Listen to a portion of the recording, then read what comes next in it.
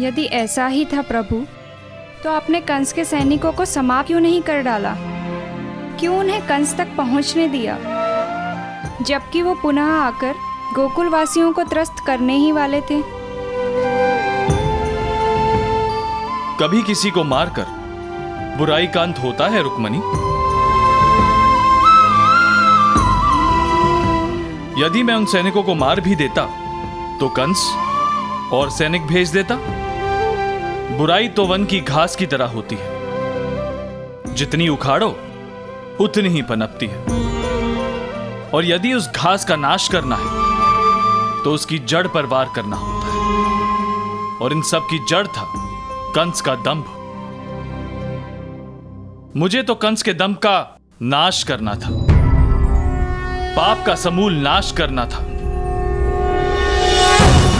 सो तो है माधव, किंतु कंस को समाप्त करना क्या इतना सरल था? सरल नहीं था रुक्मणी, परंतु समय अवश्य लगना था। वो कहते हैं ना कि पाप का घड़ा फूटने से पहले उसका पूरी तरह से भर जाना अति आवश्यक है। गोकुल नगरी में कुछ मायावी अवस्था।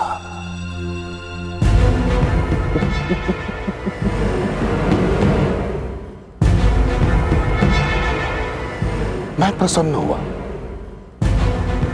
मेरा मन प्रफुल्लित हुआ। जानते हो क्यों?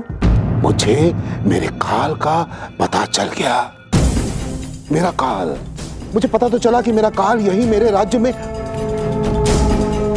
गोकुल में है।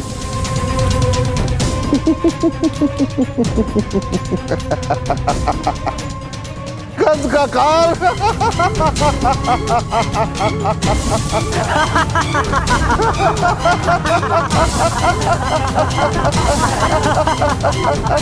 प्रसन्न हुआ मैं।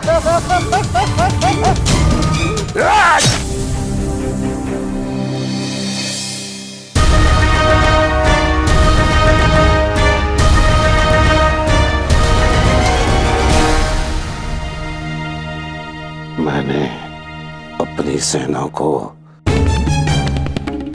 अपने काल को मारने के लिए भेजा था, परंतु मेरी सेना। अब भी कुछ नहीं बिगड़ा महाराज, गोकुल भी वही है, बालक भी वही है। आप आदेश दीजिए महाराज। अपने काल को काल के काल में कैसे फंसाना है ये मैं भली भांति जानता हूं। मायावी का सामना मायावी करेगी।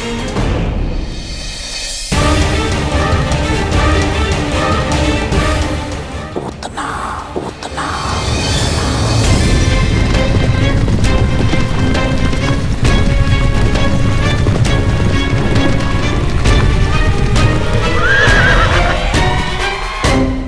क्षमा कीजिएगा महाराज, इस घनघोर जंगल में आगे जाने से अश्व घबरा रहे हैं। ये जो अश्व होते हैं ना, बहुत अधिक बुद्धिमान होते हैं। इन्हें ज्ञात हो जाता है कि वो कहाँ आए हैं, किस स्थान पर पहुंचे।